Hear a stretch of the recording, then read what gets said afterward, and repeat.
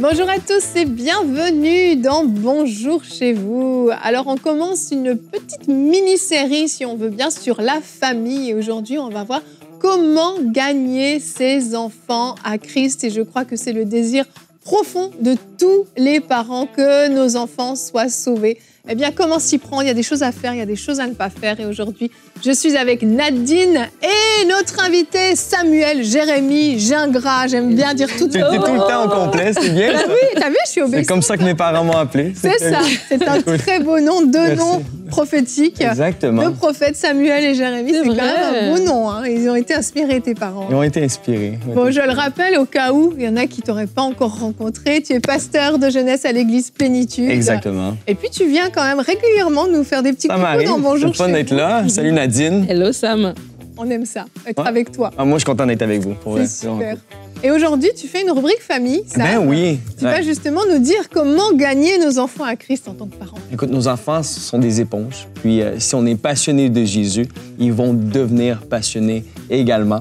Et donc, on va voir comment on peut, tout simplement, les gagner à Christ par notre témoignage. Cool. Ce que j'aime bien avec toi, Sam, c'est qu'en plus, tu as toujours des petites anecdotes, des petits témoignages. Oui. Et là, je sais que tu en as quelques-uns aussi. Oui. Et j'aime ça, je trouve. C'est toujours super dynamique et vivant. Donc, on t'écoutera tout à l'heure, mais pour l'instant, on va voir notre responsabilité en tant que parents devant Dieu. Et puis, cette émission également se terminera par une rubrique culture et médias. Nadine me fait des petits signes sur le côté. Bravo, Evelyne. Une rubrique culture et médias. Oui, on parle de la famille. Alors, je vais parler de la Compagnie des Actes, qui est une comédie musicale pour les 0 à 99 ans. 0 à 99 ans. Tout le monde, toute la famille est invitée à cette comédie musicale. Je vais vous en parler tout à l'heure, spectacle. Génial. Ceux de 100 ans, ils n'ont pas le droit. C'est ça?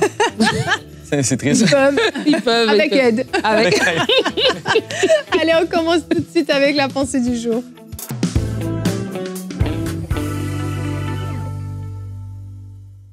Alors qu'on parle de ce thème de la famille, c'est un thème qui personnellement me passionne, et Evelyne aussi, et Sam aussi également.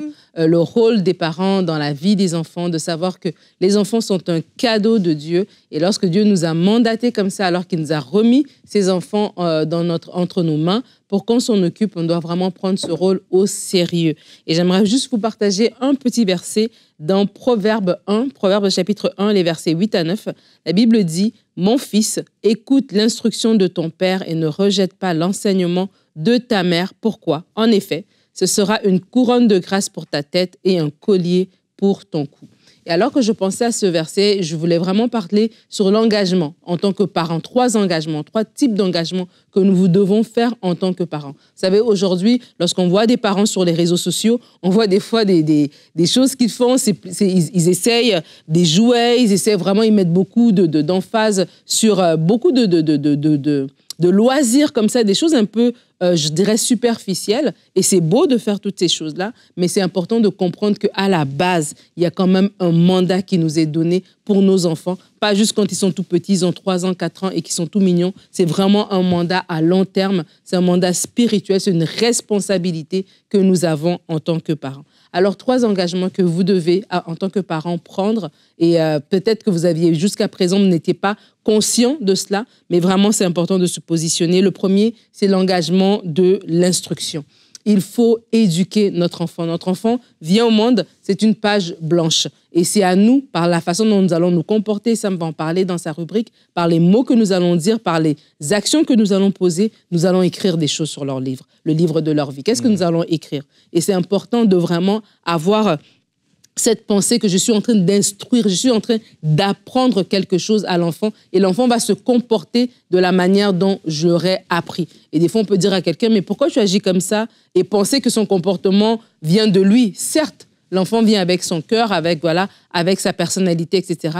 Mais beaucoup va venir de l'environnement que nous allons créer et donc vraiment de se positionner comme un instructeur, quelqu'un qui apprend. Et c'est normal que l'enfant ne sait pas quoi faire. Et c'est normal d'apprendre, de continuer à répéter jusqu'à ce que ces choses soient mises en place dans son cœur. Le deuxième engagement, c'est l'engagement de la transmission des valeurs. La Bible dit dans ce verset qu'il y a l'instruction et qu'il y a l'enseignement également. Et vous devez transmettre des valeurs. En tant qu'enfant de Dieu, vous transmettez des valeurs de votre foi, des valeurs de comportement, des valeurs de, voilà, nous dans notre famille, voici comment on agit. Nous dans notre famille, voici comment on parle. Nous dans notre famille, voilà quelles sont nos valeurs. Et il faut les transmettre. L'enfant va peut-être regarder et copier. Oui, ça peut arriver, mais vraiment, vous devez avoir cet engagement de transmettre.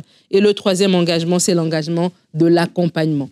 L'engagement de l'accompagnement, parce que oui, même si à 18 ans, votre enfant devient légal aux yeux de la loi, devient un adulte, il restera toujours votre enfant, vous devez l'accompagner. Donc, ça veut dire l'accompagnement va être différent parce que c'est un adulte. Il y aura des choses peut-être qu'il va pouvoir faire par lui-même, etc. On espère qu'il a l'autonomie de les faire, mais vous ne devez pas, vous déchirez pas votre acte de naissance à 18 ans. Vous continuez à être parent et vous continuez à être parent, mais d'une façon différente. Alors, vraiment, en tant que parent, je veux vous sensibiliser par rapport à ça.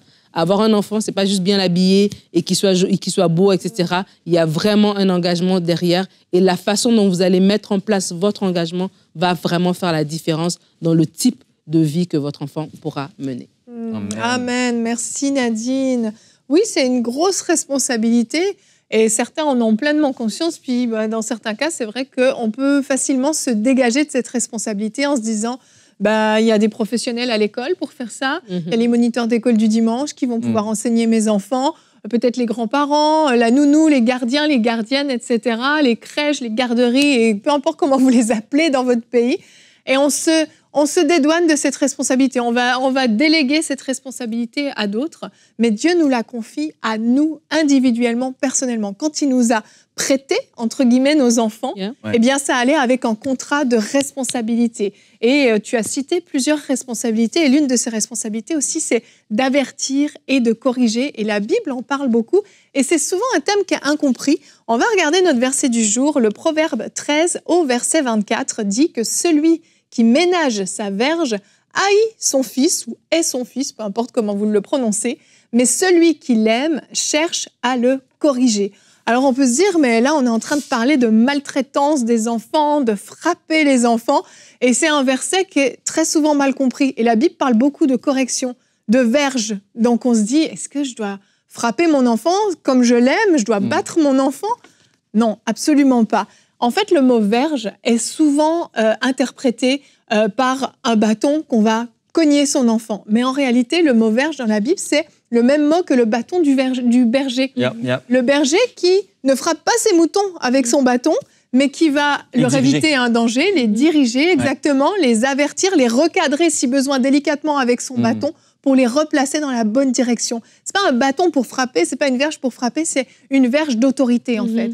Le père, généralement, dans les familles où il y a un père et une mère, parce qu'il y a des familles monoparentales aussi, mais le père est ce symbole d'autorité et a ce devoir de diriger et de recadrer les enfants avec ce bâton délicatement. On les replace au bon endroit. Il y a un trou ici, je vais mettre mon bâton pour lui empêcher en disant non, tu ne peux pas aller là pour empêcher de tomber dans le trou. Et quand on parle de correction, le vrai sens de mot correction peut aussi être traduit par le mot instruction, le mot enseigner les enfants. Cette responsabilité, en fait, ce verset, si je le paraphrase différemment, c'est si vous aimez vos enfants, vous les corrigerez, vous les avertirez, vous les enseignerez, vous leur éviterez des dangers. En tant que parents, c'est notre responsabilité, en fait, de corriger nos enfants de cette façon-là. Et ça change tout quand on comprend le vrai sens des mots. Absolument. Et je te laisse, tu veux y aller, vas-y. Non, mais j'allais justement dire, nos enfants, ce qu'ils ont de besoin, c'est, oui, d'un papa, d'une maman, mais ont besoin de savoir que tu es aussi en position pastorale dans leur vie. Ils ont besoin des pasteurs. Puis, je pense trop souvent, on remet cette responsabilité-là spirituelle sur l'école du dimanche, sur un moniteur à l'église, sur notre pasteur. Puis c'est d'ailleurs pour ça que certains parents d'adolescents vont forcer leurs enfants à s'asseoir à l'église à côté d'eux, même si l'enfant ne veut pas nécessairement être là. Il va dire, là, tu vas écouter le pasteur, il y a des choses à t'enseigner, mais est-ce que toi, tu prends le temps à la maison d'être également la voix pastorale dans la vie de ton enfant? Ton enfant a besoin d'un pasteur 24 heures sur 24, 7 jours sur 7, et Dieu t'a responsabilisé avec cette autorité déléguée spirituelle. Et tu dois justement marcher dans ton rôle. Et ton rôle aussi, si tu es un papa, c'est bien, je suis le pasteur de mon foyer, je suis le pasteur de mon époux, je suis le pasteur de mes enfants. Si tu es une maman, bien, tu restes dans une position où tu es supposé être pastoral envers tes enfants. Et je crois que des fois, on néglige ça et on remet cette responsabilité-là spirituelle juste sur le pasteur. Et donc, on va dire, tu as entendu ce que le pasteur a dit. Mais après ça, on rentre dans la voiture et ça peut être le chaos à la maison pour certaines familles. Puis le seul moment qu'ils ont l'opportunité d'entendre nécessairement la parole de Dieu ou d'être vraiment éduqués selon le chemin qu'il doit suivre, instruire un enfant selon le chemin qu'il doit suivre. Et quand il sera vieux, il ne s'en détournera pas. Bien, on met cette responsabilité-là trop souvent à l'Église quand le parent doit prendre son rôle de pasteur à la maison. Complètement. Et je voulais juste aussi rebondir par rapport à ce que tu as aussi dit, Evelyne, c'est qu'être parent, c'est défiant parce que ça va exposer aussi nos faiblesses, ça va exposer aussi nos propres blessures dans notre parcours. Oui. Et donc, c'est pour ça que c'est important, lorsqu'on devient parent, de réaliser, justement, comme tu disais, que Dieu nous a prêté ces enfants-là, qu'on a un rôle à jouer dans leur vie et de aussi nous-mêmes guérir de ce qu'on a pu avoir comme bagage. Est-ce que j'éduque mon enfant selon le modèle de Dieu ou selon ce que j'ai accumulé, moi, comme expérience, en fait? D'ailleurs, on en parle demain. On en parlera demain. Des blessures générationnelles. Des blessures, oui, absolument. Et donc, ça fait la différence même par rapport à la correction. Il y a des gens qui n'ont pas compris la correction. Et si la correction est juste un moment temporaire, où il y a une réaction parce que je suis énervée, je suis fatiguée et je me défoule sur mon enfant, ben je passe à côté, en fait. Et vraiment de se dire, on devient parent. On ne naît pas parent. On apprend. De la même manière, on est en train d'instruire notre enfant. De la même manière, Dieu aussi est en train de nous instruire. Et Dieu est en train de guérir notre cœur. Et Seigneur, quel est ton modèle? Et le modèle parental de Dieu, si Dieu devait nous envoyer une foudre à chaque fois qu'on faisait une erreur, il n'y a aucun d'entre nous qui allait être ici. Alors, si le modèle parental de Dieu, c'est un berger dont la houlette, voilà, nous rassure, etc., c'est un berger qui nous conduit près des eaux paisibles, mais ça veut dire que moi, en tant que parent, je dois amener cet enfant-là vers des eaux paisibles. Et des fois, c'est ça, quand ça devient challengeant pour nous, de comprendre que c'est normal. C'est normal qu'on soit défié, mais d'avoir la réaction, l'humilité pour dire, Seigneur, apprends-moi, parce que ce ne sont pas mes enfants, ce sont tes enfants que tu m'as prêtés. Exact, exact. C'est vraiment notre responsabilité, notre rôle à tous. Et puis, on va voir maintenant concrètement, parce que peut-être certains vous disent, mais là, vous parlez de comment éduquer nos enfants, ça n'a rien à voir avec le thème. Si. L'éducation a vraiment à voir avec le fait d'emmener nos enfants à Christ. C'est notre responsabilité, c'est comme ça qu'ils se sentent aussi aimés. Mais on va aller dans le concret maintenant avec toi, Sam, dans notre rubrique Famille.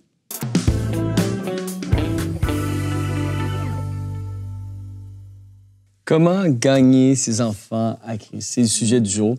Puis j'aimerais nous amener 3 points qu'on va regarder ensemble. Puis le premier point que j'aurais pour nous, ce serait tes enfants t'écoutent.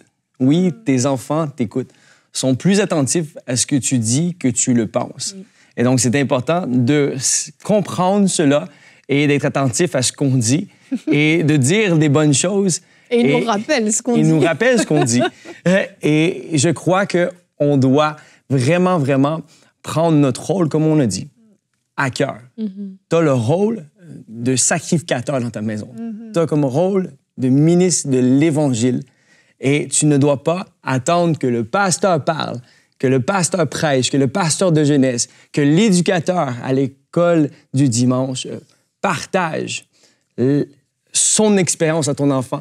Tu dois partager de tout ton cœur ce que toi tu vis à tes enfants. Et tes enfants doivent voir une foi authentique à travers toi. Donc, le premier sujet que j'aimerais vraiment adresser aujourd'hui, c'est tes enfants t'écoutent.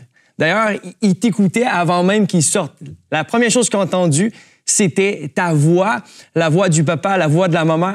Avant même que l'enfant sorte du ventre, ils t'entendaient. Donc, c'est important de savoir que nos enfants nous écoutent. Tu dois prêcher la parole, la bonne nouvelle, car la foi vient de ce qu'on entend, et ce qu'on entend vient, premièrement, de la parole de Dieu.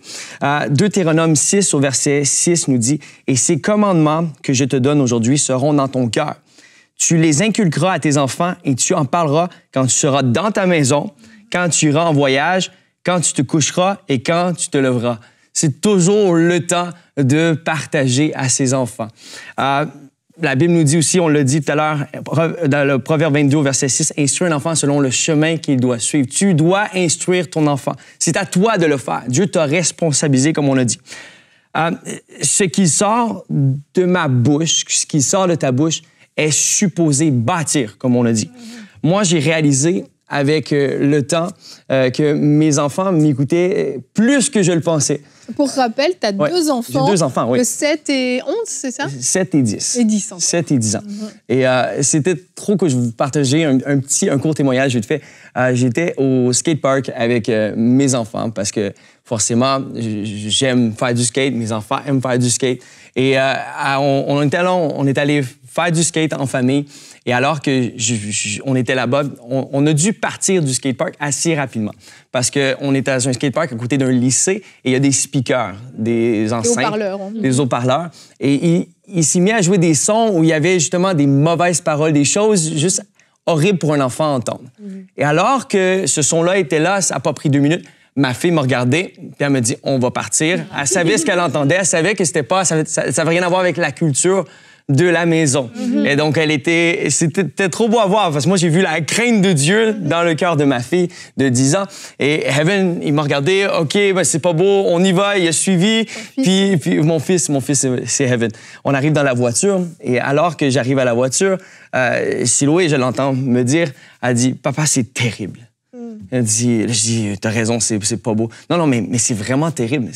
C'est la fin des temps. Hein. C'est vrai. Elle dit, le mal devient bien, puis le bien devient mal.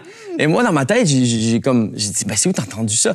Puis là, je m'attendais à ce qu'elle me dise, ben, c'est le sujet à l'école du dimanche, justement. Elle dit, ben non, je t'ai déjà entendu dire ça. Puis là, pourtant, je n'ai pas nécessairement pris le temps de lui enseigner sur le bien devient mal et le mal devient bien. Ça fait juste partie de notre lifestyle, de notre culture familiale, où on partage tout simplement la parole de Dieu, pas juste sur un stage parce que je suis pasteur, mais mes enfants ont l'opportunité d'entendre des conversations bibliques. Et j'ai été surpris que ma fille ait retenu quelque chose qui n'était pas nécessairement quelque chose que je lui avais adressé. Et j'ai trouvé ça hyper impactant dans ma vie personnellement. Je me dis, bon, OK, déjà, elle entend tout. Lâche-le. Elle va gober ce qu'elle a gobé de positif, mais elle va aussi gober ce que de négatif. Ouais. Et donc, les enfants sont notre miroir. Et si on veut les voir venir à Christ, si on veut les gagner au Seigneur, va falloir être un bon témoin de l'Évangile. La Bible dit, la foi vient de ce qu'on entend vient de la parole de Dieu. C'est important d'avoir des temps, je crois, où on est ensemble en famille, avant de se coucher, au matin, en train de lire la Bible, soit pour un culte familial, soit... Moi, dernièrement, je force pas mes enfants nécessairement à lire avec moi, je leur fais pas lire ma lecture, mais ils ont l'habitude de me voir en train de lire et ça va leur arriver de venir s'installer à côté de moi et de venir lire à côté de moi ou même de prier. L'autre jour, j'étais surpris. Moi, j'aime me lever tôt, mais si j'aime me lever tôt, mais j'essaie de me lever plus tôt que mes enfants. Et donc, c'est ça, pour avoir ton temps seul. Et j'aime avoir mon temps seul. Et donc, des fois, ça m'a empêché d'avoir des temps avec le Seigneur. À un moment donné, le Saint-Esprit m'a dit, non, tu fais comme s'il n'était pas là. Et ils vont éventuellement te copier. Et il y a quelques semaines, récemment, mon fils de 7 ans, il se lève, je me lève à 6 heures, il se lève à 6h30. Je dis, non. et pour le coup, j'étais en prière, il est venu s'installer sur moi, et le Saint-Esprit m'a juste dit de continuer de prier. Donc, j'ai prié en langue et tout, et il s'est mis à prier en langue avec moi. Wow. Et donc, il a vécu le baptême du Saint-Esprit à un autre moment. C'était pas son moment où il avait reçu le Saint-Esprit, mais il s'est mis à prier. Et après ça, j'ai eu un temps de prière avec mon fils. Et je crois que c'est important de tout simplement être ce premier témoin de la bonne nouvelle. Nos enfants nous écoutent, donc partageons ce qu'on vit à l'intérieur. De l'abondance du cœur, ta bouche est supposée s'exprimer et parler de Christ. Mon deuxième point, c'est tes enfants t'observent. Et ils t'observent. Je dirais que ce qu'ils regardent, ce n'est pas... c'est important que ce soit beau. 2 Timothée 1 au verset 5 nous dit « Gardant le souvenir de la foi sincère qui est en toi. » C'est Paul qui s'adresse à Timothée. « Gardant le souvenir de la foi sincère qui est en toi, qui habita d'abord dans ton aïeul. » Comment on dit ça? Aïeul. Loïs, ta grand-mère Loïs, et dans ta mère Eunice, et qui, j'en suis persuadé, habite en toi. Ici, on voit une foi qui se partage de génération en génération. Timothée a certainement vu sa mère être attachée à Christ. Et Loïs a certainement vu sa mère être attachée à Christ. Ce n'est pas possible, je crois, de voir une génération poursuivre le Seigneur, pour voir une autre génération poursuivre le Seigneur, si ce n'est pas authentique. Ici, c'est écrit « la foi sincère qui est en toi ».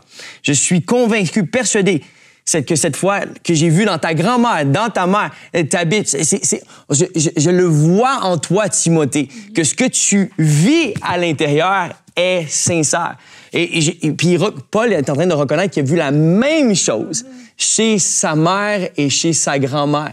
Quand on vit quelque chose d'authentique, de vrai, c'est véhiculé à la maison. Les gens vont être capables de voir que tu ne fais pas que prêcher. Je crois que d'ailleurs, dans notre génération, il y a le syndrome du pastor's kids où il y a des enfants de pasteurs qui sont détournés de la foi. Et ça, c'est un résultat du fait que parfois, ils ont vu papa prêcher quelque chose, mais ils ne l'ont pas vu nécessairement le vivre. Et donc, c'est dur pour toi de juger cela authentique si ce n'est pas réel. Et ce qui est réel n'est pas seulement dit. En gros, c'est mets tes actions là où ta prédication elle est. Ton témoignage, ça restera à jamais ta meilleure prédication. J'en profite juste pour partager un court témoignage de mon fils Evan. J'aime parler de mes enfants. Je les aime. Non, c'est ça, c'est important. Mais voilà quelques semaines, quelques semaines, on va le dire comme ça. Il y a quelques semaines, mon fils est devenu passionné de piano. Il aime le piano, là, il a commencé des cours et tout. Mais il y a 1 an, le piano, il n'y en avait rien à faire du piano. Pourquoi? Mais parce que il allait à l'église, puis pour lui, ce qui était le plus dynamique, c'était le batteur qui se déchaînait sur sa batterie. Et donc, pour le coup, j'aurais essayé de le convaincre que le piano, c'était un plus bel instrument, même si c'est pas vrai, je le pense pas nécessairement. J'aime la batterie, c'est mon premier instrument.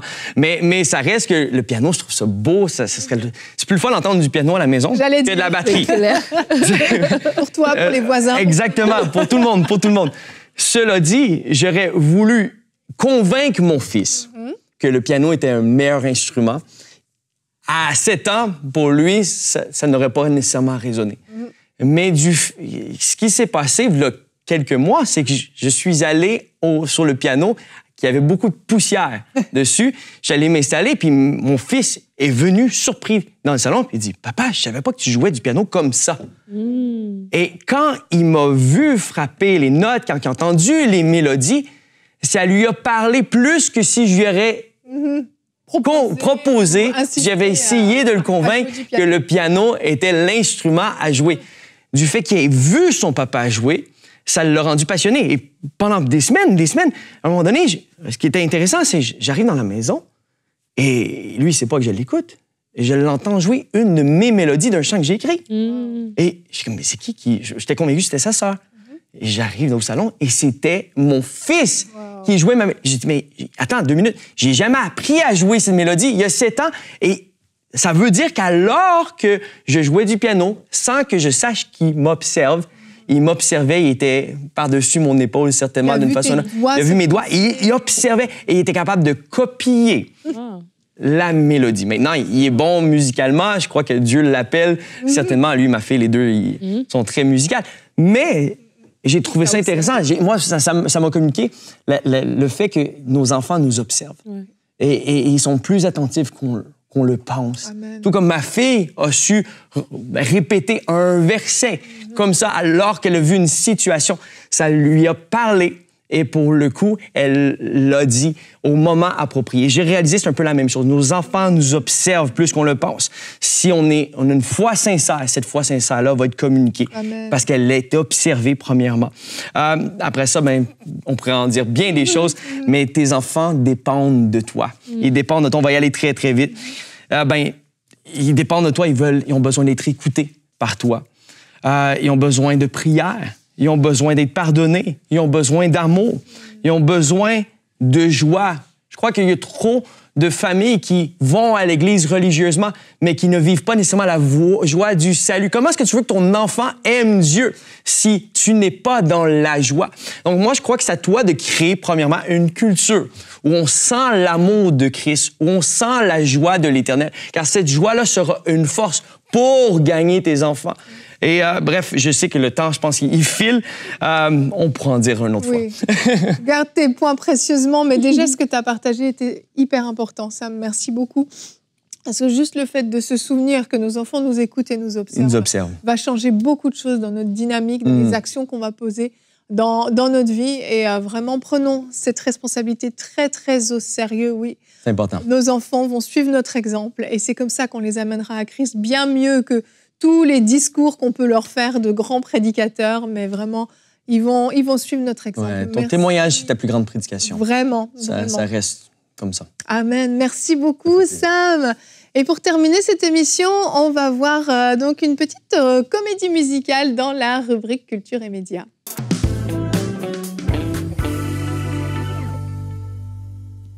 Alors, alors qu'on fait cette émission autour de la famille, vous parlez de cette comédie musicale qui se tiendra au Théâtre Saint-Léon à Paris du 9 au 11 novembre. Donc, il n'est pas trop tard, nous sommes encore en octobre. Vous pouvez aller chercher vos billets. En fait, c'est la Compagnie des Actes qui met sur pied cette comédie musicale. Ils vont faire une tournée nationale d'ailleurs jusqu'en juillet 2025. Si vous vous rappelez un petit peu, on a parlé